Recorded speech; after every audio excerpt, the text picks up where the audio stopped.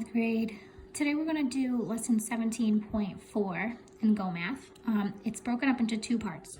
So we're going to do the first half today and the second half tomorrow. All right, so what we're going to be doing in this lesson is deciding whether something is proportional or non-proportional. There's a few different ways to do that. So today we're going to look at how to do that from a graph and an equation. And tomorrow we'll be looking at that from a table and from just real world situations that we're going to have to interpret.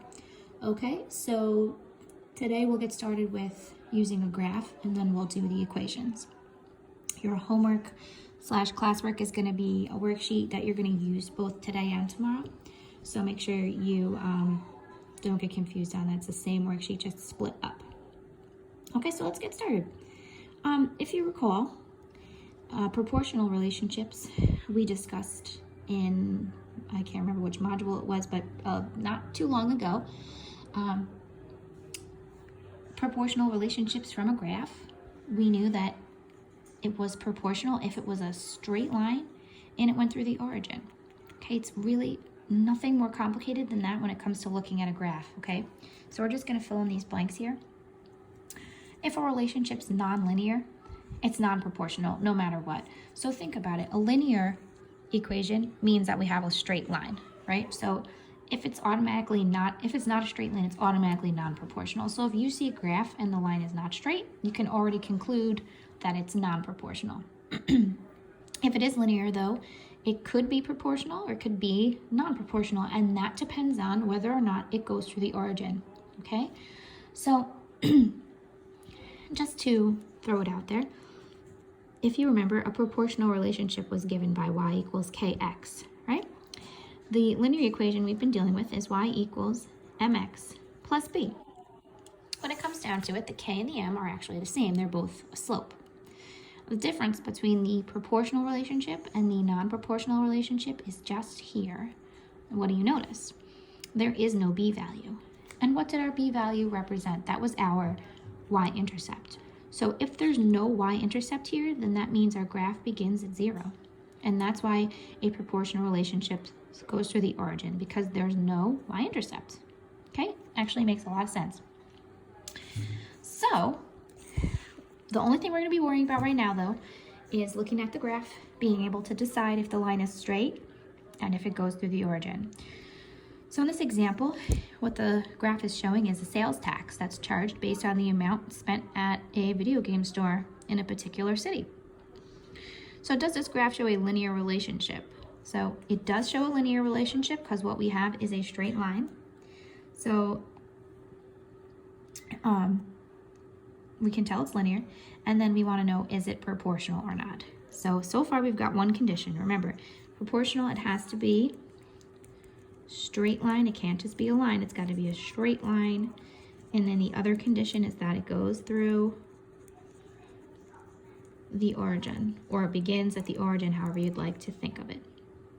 Okay, I like to say goes through because when we're looking at a full XY axis, this line can be going completely through the origin. So that's why I write it that way. So is this proportional or not? Well, it's a straight line and it goes through the origin, and so this is a linear proportional relationship because it is a straight line that contains the origin, okay? And it says contains the origin, or you could write the point 0, 0, whatever you want, okay? I like to just write the origin, okay? Now let's turn the page and take a look at the your turn. This is way simpler than it seems. It kind of just seems almost too easy, but it really is just this easy. So number 1, this is clearly linear because we have a straight line. However, it does not go through the origin. Look carefully. That's at 1. So this is non-proportional because even though it's linear, it does not go through the origin. So this is non-proportional. Okay? Example 2 here. We've got a straight line. It's perfectly straight, so it's linear. And in this case, it does go through the origin. So guess what? This is proportional. Guys, from a graph, it is as simple as that. There's nothing else to it, okay? So if you have been okay with the equation of a line, y equals mx plus b, and what I just said before about y equals kx, you're gonna be completely fine with this. Looking from an equation is just as easy as looking at the graph, honestly, because like I said before, y equals mx plus b, that's the equation of a line, okay? If there's no b value, then that means that b is equal to 0, which means that your graph begins at 0. Okay, so if an equation has a b value, it's automatically non-proportional. If there's no b value, it's proportional. So somewhere off to the side, I'm going to write that down for you guys. So if there is a b value or a y-intercept, it's non-proportional, okay? Because that means that it doesn't begin at the origin, right? If there's a b value, we're beginning somewhere else, okay? And if there's no b value or no y-intercept, and that means that we're starting at the origin, so it's proportional. Okay, this is super important. It's just the easiest way to do this, okay? And don't forget, you also need a y and an x value. Now, the variables can be replaced with different variables, but you need to have two different ones. If you only have one variable, you're not going to be having a proportional relationship, so you got to be careful with that too. Okay? So let's look at this example. They're giving us a whole spiel here. The number of years since Keith graduated from middle school can be represented by this equation. Y is equal to a minus 14, where y is the number of years and a is his age. So is this relationship proportional or non-proportional? So like I just told you, as long as there's two variables, you're okay. The a is just replacing what would normally be an x, right? So what I want you guys to do when you do this is I want you to just write somewhere nearby y equals mx plus b. Okay, in this case, the x is represented by an a. So what you really want to look for is, do I have a b value or not? In this case, I do. This would be my y-intercept. Okay, so because there's a b value, that means that my graph is going to start somewhere besides the origin. In this case, it would be starting at negative 14 if I graphed that. And so this is a non-proportional relationship. Okay, non-proportional.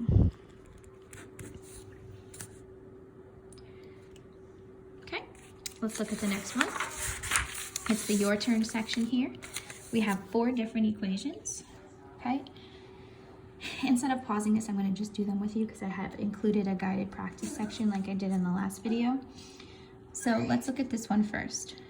One more time, I'm going to write y equals mx plus b up top to compare to. So here I have d equals 65t. This is basically like y equals mx, but there's no b, right? So the d is being used instead of a y, the 65 is your slope basically, the x instead of a t, but there is no b value. So that means that this is proportional, because since there's no b value, that makes our graph start at the origin.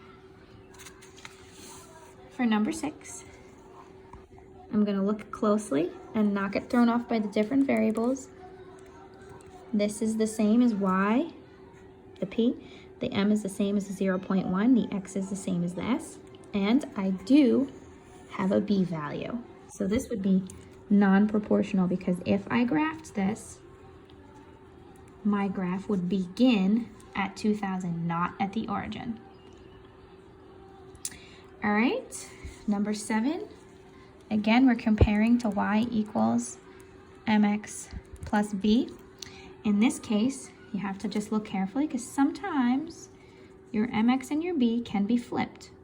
Okay, so this would be my mx here, negative 3 would be my slope, p is like x, and that gives me a 450 as my b value. So I do have a b value. Just to show you, this would be the same as negative 3p plus 450. Okay, all I did was flip-flop them.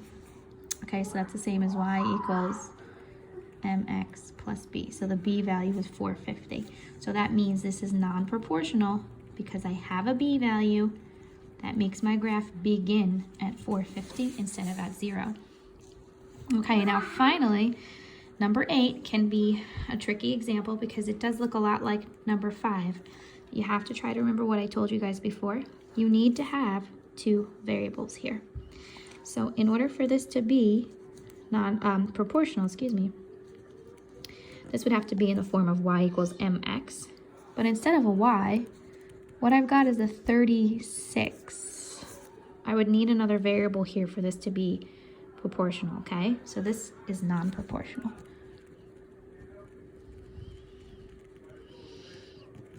Okay, non-proportional.